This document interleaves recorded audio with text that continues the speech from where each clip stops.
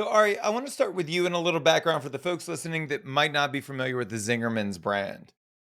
Can you share the current state of the company? Ken, Josh, it's nice to see you again, You as well. or nice to talk to you.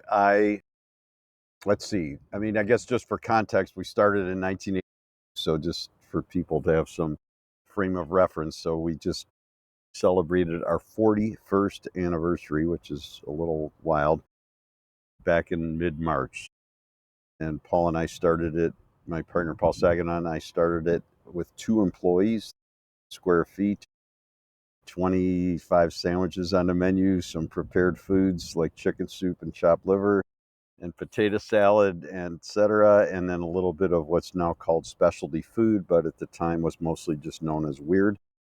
In the context of extra virgin olive oil was not exactly a common topic of conversation nor a regular Christmas gift in the US at that time. So we had 2 employees and 29 seats, and that's how we got going. I'm giving you the fast forward 41 years. Our organization, I don't know, depending how you count, we have, let's say, a dozen Zingerman's businesses all located here in the Ann Arbor area. So Ann Arbor is where University of Michigan is. It's about 100 people. So it's maybe 10 to 15 minutes from one business to the next at the most. Unlike where you are, Josh, you can't drive. If you drive at like 2 hours east, you're in another country. And if you drive 3.5 hours west, you're in Chicago. And we only do, unlike many people, no judgment, but we only do each business once. I like unique things. And so the deli has been expanded a few times. It's much bigger than its original 13 square foot footprint. But we have a mail order business and we ship food all over the country. I'm sitting right now at Zing Train, which is our training business where we teach our leadership approaches, visioning and stuff. It's a lot of what you and I have talked about before. We have a little creamery, a coffee roasting, a candy manufacturing, a bakery, food tours. Zingerman's Roadhouse is a sit-down restaurant with all regional American food. Miss Kim is, again, regional traditional Korean food, so not Korean barbecue, but going back centuries into old books. And then Cornman Farms is where we do events in an 18th renovated farmhouse and barn. And we probably missed something, I apologize, but we will do, I don't know, about $75 million cumulative in sales and have conveniently for the number parity 700 employees roughly that do all that. So it wasn't It's 20 insane. seconds, I but that mean, was quick. 40 years in, it's incredible to see like where you are. And I think one of the big results, and Lord knows we've spoken a bunch in the past about it, a huge part of that success stems from clarity of vision. And that's what brought us to today. But when you and Paul put pen to paper all those years ago, where did you envision things going and how closely does that align with where you are today? Yeah, well, that's a great question. This story is told in a more detailed way than I'm going to tell it now in the pamphlet that came out last year, conveniently entitled The Story of Visioning at Zingerman's. When we opened in 1980, we did not know anything about visioning. That said, everybody who's listening and everybody in the world who's done anything meaningful had a vision in their head.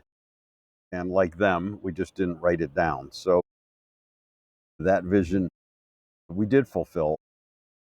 If I were writing it in hindsight, it would have said that we were going to have a really wonderful, unique place, unlike anything from LA, Chicago, New York, Detroit, whatever.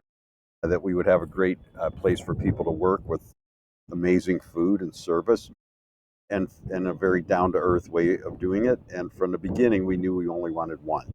This is just part of my food thing is I still remember places I went to 30 years ago, and that's what we wanted to create. It's never perfect, but I think we did fulfill it. And then the story of where the visioning work actually began is 19 when Paul sat me down on the bench in front of the deli, and one of those I had no I had no understanding of what was about to come, but he asked me what we would be doing in 10 years, and I had no clue. And I'll spare you all the details, but it turned into a year-long conversation where we, for the first time, learned about how to do visioning and actually wrote a vision for Zingerman's 2. That's about 6 pages long. And that vision described this idea of having a community of businesses all in Ann Arbor, et cetera, which is what I sort of detailed to you. In 2000, we wrote another one for 20, and then 2000, we began to work on what became the 20 vision, and that's what we're currently working on now. So the quick answer is what we have now is not that related to what we had in our heads in 1980. It's not incongruous. It's just a lot richer and more detailed, et cetera. So what we have written in most of them, in all of them, has 80% come true. When did you start thinking about legacy? Well, it kind of started in another one of those conversations I wasn't ready for.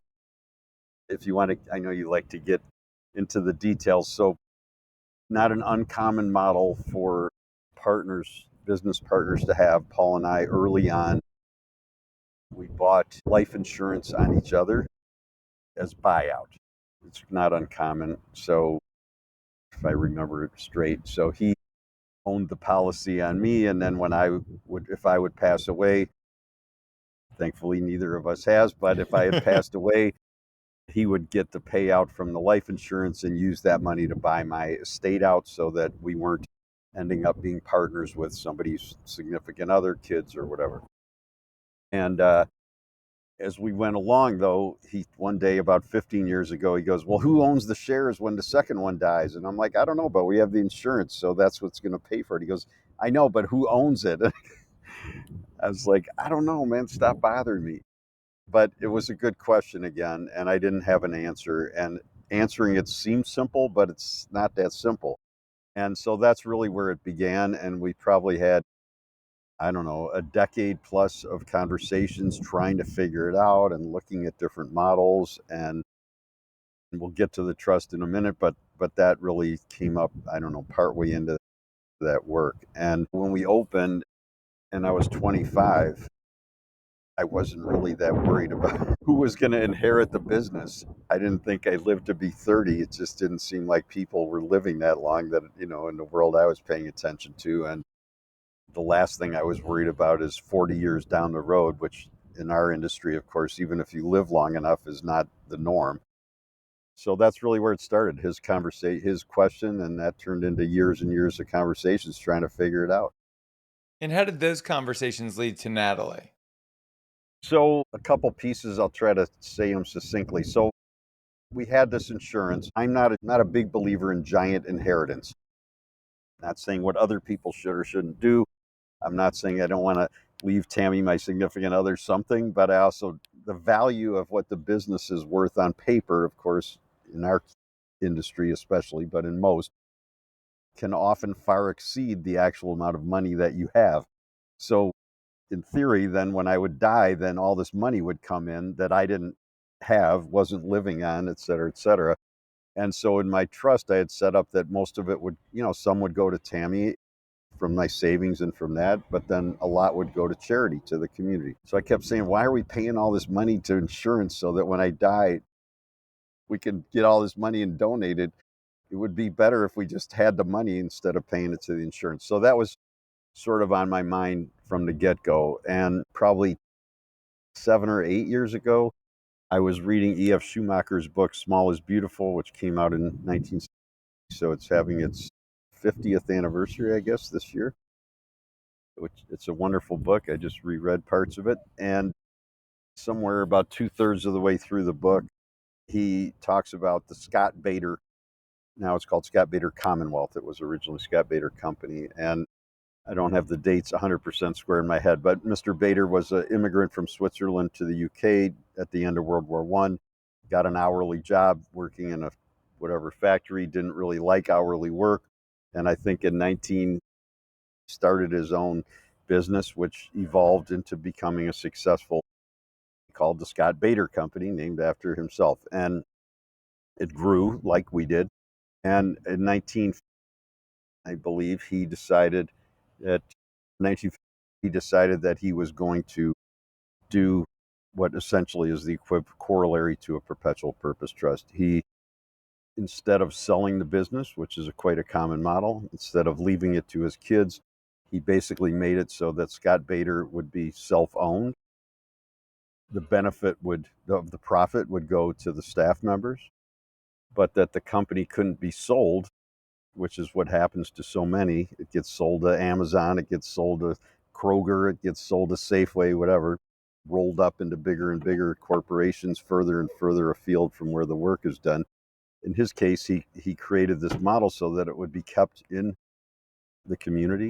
The benefit would go to the people who work there. And if they couldn't really sell it, but if they did sell it for whatever reasons, I think 75% or two-thirds of the sale would go to charity, to go to the community, so that there wasn't this incentive for the employees who had benefited from it to go, oh, dude, this company's going to give us 10 times what we're worth to get the name. Let's cash out and we can all retire. He wanted to preclude that. And I love that model. And so I started talking to people here, and almost everybody, of course, rolled their eyes and you can't do it. It's not legal here. It's crazy. Why would you do that? The sort of typical responses that I can't say I like, but I'm kind of used to. But I just have learned over the years to just keep asking questions, and not in an aggressive way, but just to keep sort of poking around, and you move a rock and something shows up eventually. And one day, I think it's 2.5 years ago, Maggie Bayless, the partner at Zing Train, called me, and she goes, I think I found some. She actually liked the idea from the beginning. And she goes, I think I found somebody who knows something about it. And he had worked at Organic Valley in Wisconsin. And I called him and talked to him. And he goes, well, I'm not really the one who knows the most. He sent me to Organically Grown. And I talked to the CEO there, had a very nice conversation with her. And they had done this, and Natalie can fill us in, of course, in far more accurate detail than I can. But that's where we learned about it. And she said, well, we have these people who are part of our organization that specialize in helping make this happen. And they connected me with Natalie and a couple of her colleagues. And my original intent was just to do this for my own shares and not push it on Paul. But obviously, it would involve Paul. And so I needed to get Paul and a couple other upper level folks here and our attorney involved in the conversation. Not that they had to do it, but just tell them I was going to work on this for my own shares. And then they actually liked it. And it turned into a model that they grew excited about. And thanks to Natalie and crew, 2 years later, we formally rolled it out. Natalie, can you share a little bit of background for us? Yeah, sure. So I was working with Organically Grown Company, which is one of the largest distributors of organic fruits and vegetables in the U.S., based in Portland, Oregon, but we operate in Oregon, Washington, Idaho, and Montana, and then distribute some of our Northwest produce nationally through other distributors. And the company was facing a similar conundrum to what Ari described. I was working alongside founders who were starting to retire, who had started the company in 1960, and I'd been there for 16 years. And so I was kind of part of the next generation of people running the company and growing the company. We had about over 200 employees. And similarly, they were looking for their retirement and also their legacy. What was it going to be? And the company had always been owned by farmers and employees. It was started basically for mutual benefit so everyone could make a living. So the farmers were all growing produce. They needed to start a distributorship in order to get their produce out to accounts, to restaurants and stores. And then employees working in the company who stopped working on the farm and were working full time for the distribution company, driving the trucks and working in the warehouse, they all shared in ownership together. And of course, the company as it grew was more and more valuable over time, just like Ari described. We had people knocking on the door all the time offering to buy the company.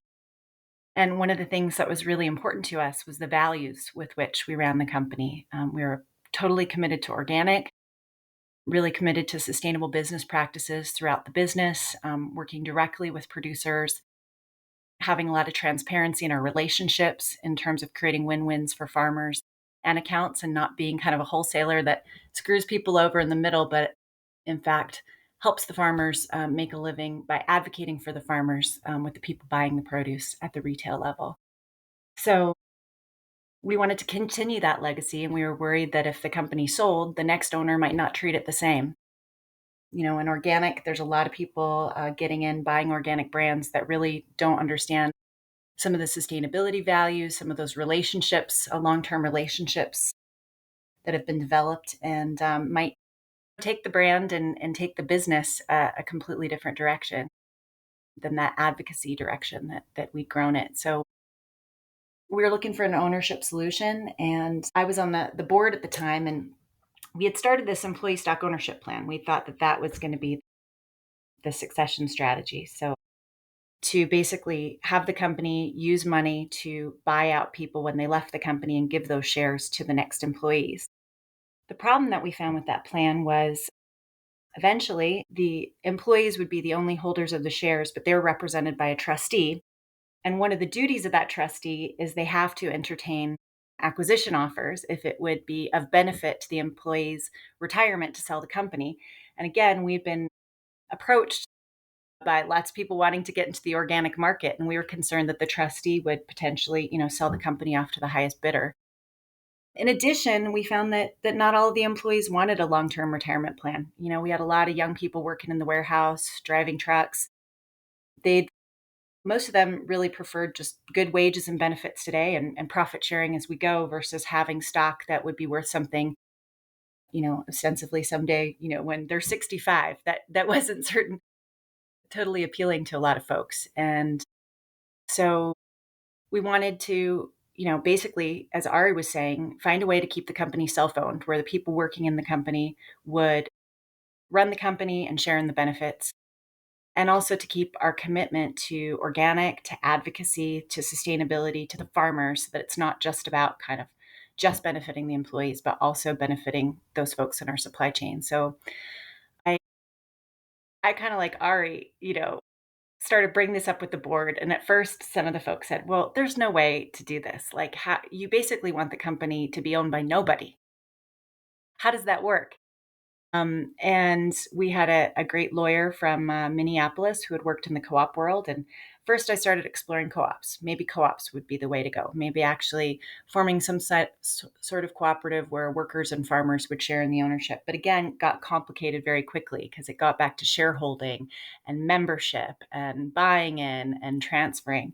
So we discovered these kind of trusts that had been around in Europe for some time. I was actually looking at statistic, one in every private sales in the UK right now is going into one of these employee ownership trusts. Um, and what's unique is it's a trust where nobody legally is a beneficiary, so nobody can go after the asset in the trust and sell it off. And you can basically write into the purpose of the trust whatever you want that trust to protect and who you want it to benefit over time through the continued operation of the business. So we basically took one of these trusts in the US and designed it to be the purpose to be to hold the company forever and to ensure that it stayed committed to our organic principles, benefiting our supply chain, expanding organic agriculture, and that the employees and the farmers in the community would share in the profits. And so that's really the benefit from the employee side, is that anyone that is actively working within the business gets to profit shares if they're a partner without actually being a partner, right? Correct. And they also get to share in the governance. So our stakeholders, our employees, farmers, get to elect our trust committee, and our trust committee holds the management of the company accountable to the purpose. So if they were to be running the company in a self-interested way or kind of off track to the purpose, they have a say in providing some governance to that. And what are the risks associated with doing something like this? Ari, I'm sure that you guys game planned a bunch of scenarios. What were your biggest concerns and how did you overcome them? Well, backing up one question before I get into that, just to be clear, and Natalie, that was great. I love hearing the story again direct without commercial interruption from anybody else. For us, it's a little bit different how we structured it because we had a lot of governance in place in the Zingerman's community of businesses. But the basic principles of everything Natalie said are exactly what we're doing. The one other advantage to the employee that we put out there, it's, Josh, a lot of your conversations are around startups, and people who are trying to really grow their business. This is at the other end of the continuum, so to speak. And one thing that has happened, because I have friends who are my age or even younger who work in businesses, they're not the owner. They might have been there 20 years, and they get to a point where there's a lot of anxiety around, will it be sold? Typically, like for organically grown and for us at Zingerman's, we're open book and we're very collaborative around these conversations. But most places, not out of malice, but it's a very closely held conversation. So often people have no idea it's going to be sold until the announcement meeting.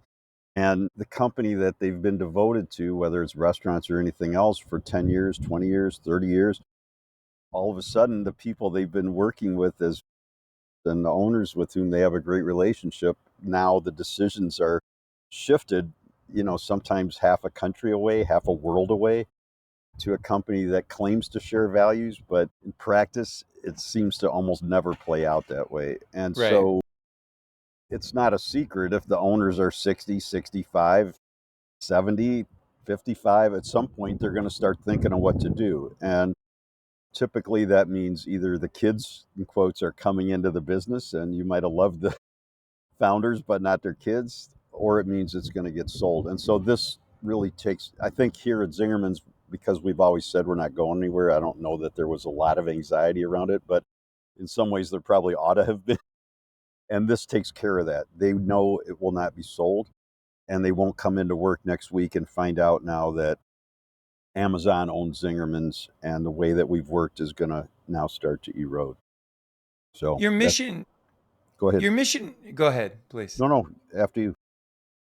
Go ahead, Natalie. I'll add one thing into what Ari just said too is if there's certain values that the company's been run with, certain things that it's been committed to, you can actually write those things into the trust. So one of the things that we now have a consultancy where we help businesses design and implement these trusts. And I'll give you an example. We recently worked with a restaurant on the Oregon coast that was founded by women who grew up in the community working on fishing boats, working directly with family fishermen there, went on to get her degree in fisheries management at Oregon State University. And so one of the things she was really committed to was that that restaurant buy fish directly from the local fishermen and also support sustainable seafood harvesting. And that restaurant is now one of the most popular restaurants on the Oregon coast. They've got a seafood delivery program in Portland. They've got a fresh market. And they've reintroduced varieties of fish that people weren't eating anymore on the coast that are more sustainable. And also, they've provided a great opportunity for local fishermen to not just sell to kind of the single biggest wholesaler that they were all beholden to having to sell to before and kind of take whatever price they could get, to actually having this opportunity to sell directly to this restaurant that markets their stuff and treats them well. So for her, it wasn't just about providing great restaurant jobs. It was also about supporting those local family fishermen, introducing people to local fish. It's one of those secrets that a lot of seafood restaurants on the coast might be buying fish from Southeast Asia, frozen at the Costco, and reselling it. So this is, a thing to really reintroduce people to what's local and what's good and sustainable. So those values are written into their purpose trust. So while the employees benefit from the profit sharing that come out of the business, any future employee will know that the company has to stay committed to those purchasing practices. And in their trust, they even have a seat for a local fishing representative on their trust committee that ensures the company stays on track to the purpose. So again, to Ari's point about legacy, and knowing that the company that you work for will continue to be the same company, you can actually write what those things are that make it special and unique in how it operates into that trust agreement. And the company will have to stay committed to those things. It's interesting you bring that up because that was going to be my next question is, all right, I've followed your career for a long time and I've read a shit ton of stuff that you've written. Not everything, but definitely, I'm gonna definitely quote you. I'll put a blurb on the back. you should. But I've definitely read a lot. And so, as an outsider, I've watched you evolve over the years through your writing, right? I can even go back to 20 years ago, 25 years ago, the stuff that you wrote. And I see this evolution in mission, in vision, in values. And so, to Natalie's point, when you write in the existing values and vision for the company, does that leave room for it to evolve into the next generation? That would be my big Yeah. concern. Well, so in ours, it's not about the vision because the vision we know will change. Hmm. So it's the mission and the what do we call them, guiding principles, but the values and then the beliefs. Our statement of beliefs is another document that we have. So it doesn't say what the values are. It just says that we're committed to them. So if they change those values, if we 20 years down the road people decide to change those, there's ways that they can do that. I would imagine it would need to, I mean, we have governance, like I said, already existing, so it would probably start there. And then I imagine, Natalie, the trust board, one of them would need to approve it if it was a change in that work. So it's not impossible to do that. We purposefully, to your question, did not include the vision in essentially it's the wrong technical term probably, but the charter of the trust, because we knew that in 20 it will already be another vision and starting to work on the vision after that. So, yeah, I think it can change. I mean, it's not meant to be completely inflexible. It's just trying to hold true to what is. And the stories of companies that are sold where the values erode slowly over time are legion. There's so many of them. And I'm sure there's a few where it works out, but mostly it doesn't. And for somebody who's just getting going and they're, in year 2 of the restaurant, I'm not going to sit there and tell them this is something they need to be thinking about. As you and I know, and Natalie knows from her own place, it's more like getting through the shift, and writing a near term, a vision for 5 years or 10 years could be hugely helpful. But if you get to success at a certain point, then, as you and I talked about, I think a few years ago, natural laws of business.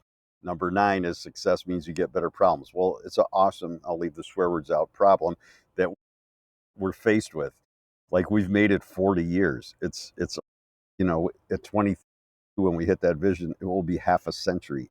It's almost unheard of in our industry. And even a couple months ago when I was writing for Anniversary, I did look up statistics for how long businesses stay 40 years in business. How many businesses stay 40 years in business? I couldn't even find a statistic. Right. It Like, it caps doesn't at even 5 exist. for It's right. sure. So, it's important work at a certain stage, and we all know restaurants that whatever they are community institutions just like ours. They're integrated into the community in a multiplicity of ways through the donations, the leadership, the employment situations. Like, I just got an amazing email yesterday, which really honestly brought tears to my eyes. A young woman who started working here at the Roadhouse bussing tables. It's on her 3rd day. She bought one of the business books, Power Beliefs About Business, for her dad as a gift. And I was honored to sign it. So I asked her the next day, did it work out? She's like, oh, yeah, he's really into it. And I had said, he's welcome to email me with questions. Well, he sent me a whole email about he and his wife met at the deli decades ago. Their kids have grown up coming to Zingerman's. His daughter loves working there. And I know it's only day 3, but we all know we've hired people, and on day 3, it's not going Right. well. And, that's just an amazing thing that I don't want Zingerman's to lose that. And that doesn't need to be dependent on me or Paul at all. It's dependent on the culture of the organization, the governance of the organization, and the ability of the people who are there to continue and actually make it better in the years going forward. And there's just no way, like, if it's sold to, whatever, Bain Corporation or Restaurant Associates, or not that they're bad companies, it's just inevitably now you got decisions being made in Manhattan or Boston about what to put on the menu, and all of that starts to go away real quick. And we wanted to keep it here in town, keep the power of decision making local inside the business, and keep the vast majority of the profits to the people, going to the people who actually work here. And it's a pretty different model, and I think it allows us to look at, even though I won't be there, to look at 28 and the 100th anniversary of the organization in a way that, in a great way, is not dependent on me. It's not dependent on Paul. It's not dependent on anybody who's working here right now. Like, we got to do our work to help get it to the next stage, but it doesn't need us to be there in the way that so many personality driven, and not saying as a criticism, but so many places, businesses of all sorts, where the leader is sort of the hero and makes it all happen by themselves. It's not the model that we want. Natalie and Ari as well. I'm sure that you've looked at a bunch of models like this. And so I'm curious to know, what are the long tail benefits that you see when you look at the companies that have implemented this 5, 10, 15, 20 years down the road? How are those companies impacted by this? Well, so there's not examples in the US of companies that have been doing this for more than 5 years. I mean, this is fairly new in the US. So Zingerman's is definitely leading edge here. When we did this with organically grown company, so perpetual purpose trusts in the United States have been around, I don't know, for the last 30 years. And people didn't originally use them for this purpose. So people used to put assets in a purpose trust to benefit an ongoing purpose. And they were being used for things like, you're going to have a pet that's going to survive you after you die. And so you're going to put some assets in there to take care of your pet that is to their benefit, because a pet isn't a person. So you can't put assets in something in their name. People were also using them for things like maintaining cemetery plots or art collections, where you'd put money aside and put some assets aside for the ongoing benefit of that. So it was really good luck and fortune that we arrived at our legal team figuring out that we could take that kind of a trust and put the shares of a company in it. And this was back in 20, we started researching this, and it took several years. We didn't do our trust until 20, and we spent a lot of legal time researching this. And there's only 13 states that allow these types of trusts in the US. And so we did it back in 2018. And there's probably a handful of lawyers around the country working on these. And so I'd say now there's probably, 50 companies that I know of that in the US that have gone this direction. So when we're talking about history, we really have to look to internationally at companies that have been owned this way. And Ari mentioned the Scott Bader Company in the UK, in Germany, throughout Europe, the Netherlands. There are some long-standing over companies that have been owned by trusts versus people that have stayed independent, privately held to benefit the people working there. And prominent examples are, for example, John Lewis Partnerships, which is a chain of grocery and retail stores in the UK. They had a grandchild back in the 1920s and 30s who was working at the company side by side the other workers, and realized that they were going to inherit all this company and all this wealth from their grandparents. Was that really right? Or should they, was this really their company? Had they really put in all the effort to build this company? And they felt that really it was a shared effort. And so they wanted to put it into a model that the employees who were working side by side would share in the wealth that was being created, because they were all a part of creating the value. So this was back in the 1920s and 30s. They developed this model, and today that still stands. They have, I think, 14,000 employees. And every year the employees celebrate this one number, which is whatever the percent is. And the percent is the amount the board allocates for profit sharing based on how the company did for the year. And all 14 people share in that same percentage. So Bosch is another historic example in Europe that has been trust owned for many years. Similarly, that the grandparents didn't necessarily trust the grandkids to not sell the company off, and they put it into a trust, and it still exists today. So that's, there's long-standing examples of companies that have evolved over time, probably changed their strategy and product and service mix in the marketplace, but they've maintained certain values around how they operate and who they benefit throughout that course of 100 years. Ari, did you look at models? Were you looking at Patagonia and similar Oh, models I and didn't even know Innsbruck? Patagonia was doing it until they announced it in the fall.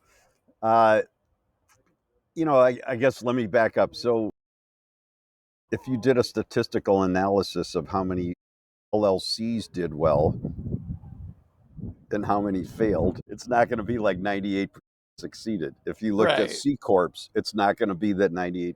So there's no model that's guaranteed to succeed, because the only thing you can guarantee is that we don't really know what's going to happen. This is one model that it still requires effective operation. It still requires effective governance. It doesn't substitute for good training. It doesn't substitute for great guest experience. It doesn't mean you don't have to cost your menu and clean your kitchen. So all of those things still need to happen. This is just one way of going forward. Like I said, we have a lot of governance. So most of my friends, and I say this lovingly, that run businesses in a good way, it's sort of been like benevolent monarchy. I mean, and that it's not ill intended, and they're wonderfully generous people, but the final decisions still run through the founder, the two founders, the three founders, whatever. And because we've had this model, which is a whole nother conversation, of using our partners group, which is now, I don't know, 20 people, or 22, including 4 staff members who serve 2-year terms. Next year will mark the 30th anniversary of running the organization that way. So for us, that part is intact.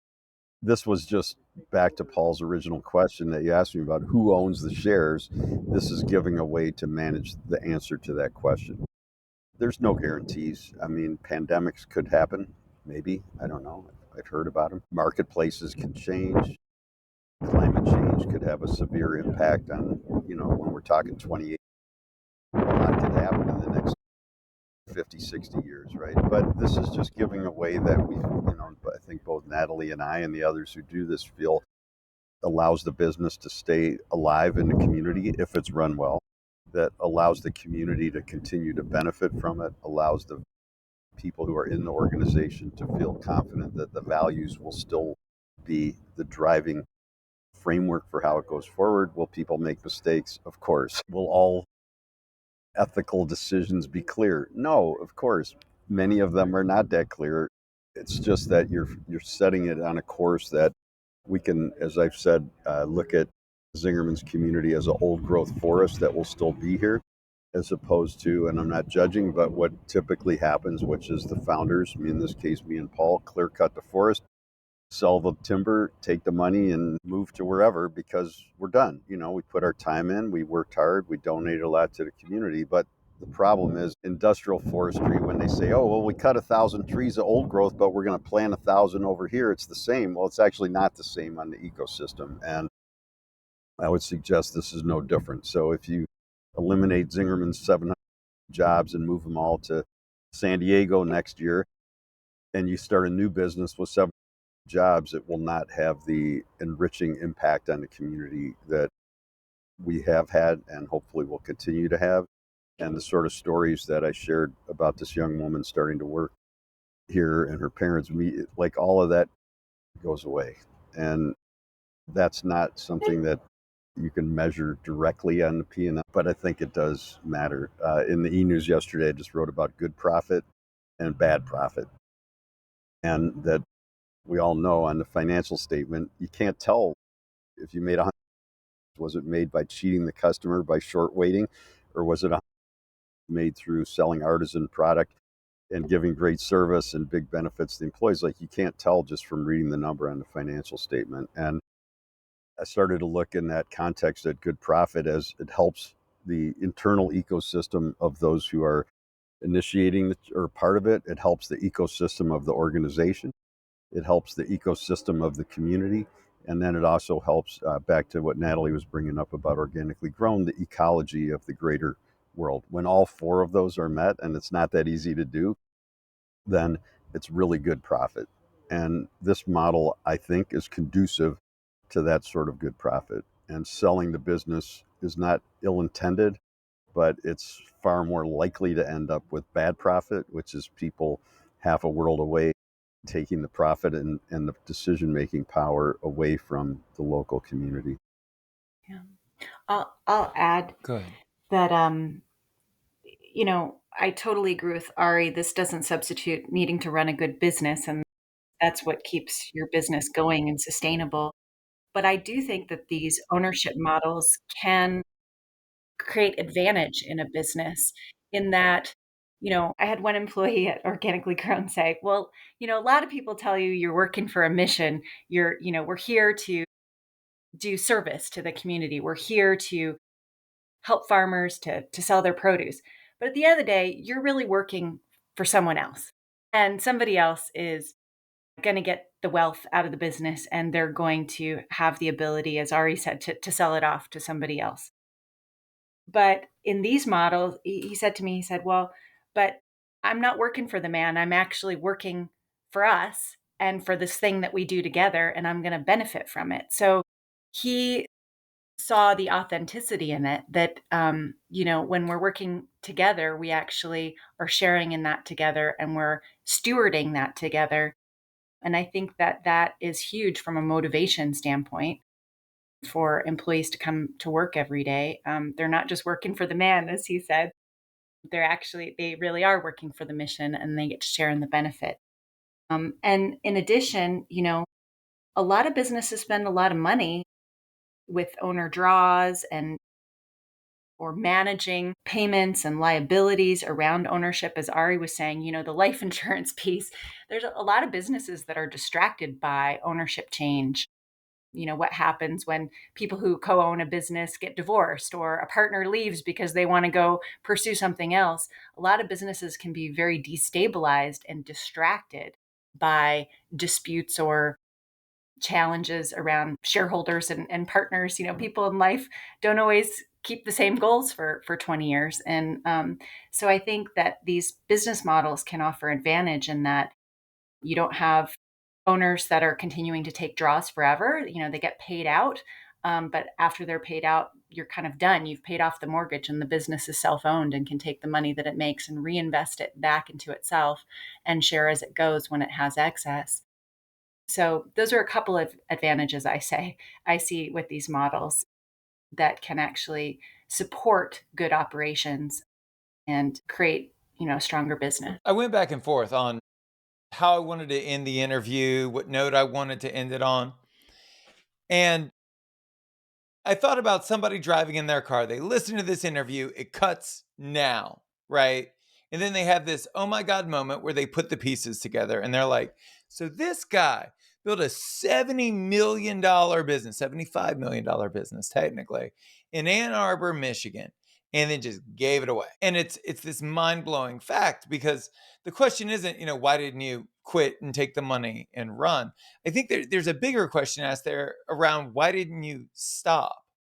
You could have stopped with a $5 million business in Ann Arbor and lived like a king. You could have put on 50 to 75 pounds, started drinking during the day. Like it could have been really, like, I know you're a man that works Sounds 5 days terrible, a but week, yeah. right? 5 days a week, 6 days a week, 7 days a week. Still, you're heavily invested in your businesses. And so it's not why didn't you quit? Why haven't you retired? But it's like, why didn't you stop? What has kept you growing? Well, I think there's a couple pieces of this. So one thing I was going to add before I space is the visioning, back to your earlier question, drives a lot of this, right? So we actually, in our 2032 vision, it talks about we will have figured out the succession. We didn't know how it was going to go. So this is the actualization of the story that we told for ourselves in 20. We wrote a vision for the trust program also for 20 that talks about how this will have gone. So I would suggest that this decision won't be best made in a vacuum. It will be best made in the context of a vision. So if you're 50 or 45 or 65 or 75, there's nothing wrong with writing a vision for 20 years after you're gone. How do you hope the company is going? Because that really drives a lot of this, right? Care about, and I don't mean this badly, but if the values that Natalie and I are sharing are not the person who's listening, it doesn't make them a bad person. It just means that this would be a really bad model for them. Why did we keep going? Well, we have written visions that wrote the story of the future from our heart, not because we could grow, because as you've alluded, we could have grown in 100 ways that would have been much bigger and probably, in my fantasy at least, far more profitable. But we want to live the story that we want to live. And so we've grown. Like, the growth seems like a lot, but I think it's more like, if you look at it, it's like 5 or 6 or 7% a year. It's just like your 401k, it starts to compound pretty significantly. Why do I keep going? Because I've created a job that I like going to work to. And as you know, it's not just bussing tables and dealing with sick calls all day. And if that's all it was, I would have been out of here a long time ago, because it becomes drudgerous repetition without much purposeful reward. Because of the way we work, and to me it's a healthy way to work, but everybody's different, is we combine the intellectual and philosophical work, and that's the new pamphlet is on food, the hands-on. So as you know, I mean, I go to the Roadhouse every night to end my day for an hour, bus, whatever, pouring water, clear some tables. It just regrounds me in what we actually do. I don't actually have an office. That said, as you also know, I spend a lot of time thinking about stuff like good profit and bad profit, not in an abstract way, but like, how do we come up, like, what does it really mean? And then how do we put this to work? And how can we use it to help our organization be healthier, et cetera? So for me, that's really great. I look at it, written a lot about the idea of good work, in quotes, as opposed to just a good job. And I have good work. And there's a quote from the anarchist philosopher, Professor Paul Goodman, mid 20th century, that leads off part 3 of the book, which is on managing ourselves. And it says, having a vocation is like falling in love, and it works out. Right. And so we've all fallen in love. I don't care how great your current relationship is. We've all fallen in love more than once, with a person, with a thing, with whatever, and it didn't work out. And I feel fortunate because it has worked out. Now, it's not an accident, just like the Perpetual Purpose Trust is not a guarantee of organizational success. Finding good work this year is not a guarantee that it will stay good. And to your point, I run every day. That's where I'm going after we're done with this. And I don't drink much at all.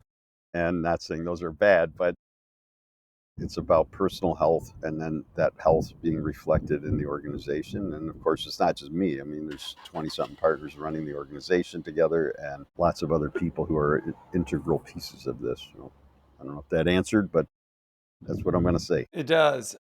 Natalie, Ari, I'd like to end the interview with an intention. What excites you about the idea of the perpetual trust, especially as it relates to our industry? You're both deeply ingrained within the industry. What about this represents a potential new, better future for the industry at large? Natalie, you go first. Boy, big question. I guess I like the simplicity, the simple elegance of it. Ownership can get complicated very quickly. And this is a way to simplify ownership so that companies aren't distracted by ownership and they can focus on running a great company and sharing the rewards with the people who are creating the value. I think it's a simple and elegant solution that I'm hoping will be valuable to companies and to business leaders like, who share the values that Ari does, where it's really about great work and great livelihood and service to community. And they want an ownership structure that supports that. Yeah, yes, absolutely. I guess adding to Natalie's wise words, so much of what has gone wrong on the planet, whether it's ecologically, politically, geopolitically, is about extraction. And how much can we get out? And that has created the climate issues that we're faced with. It's what's happening in Ukraine right now.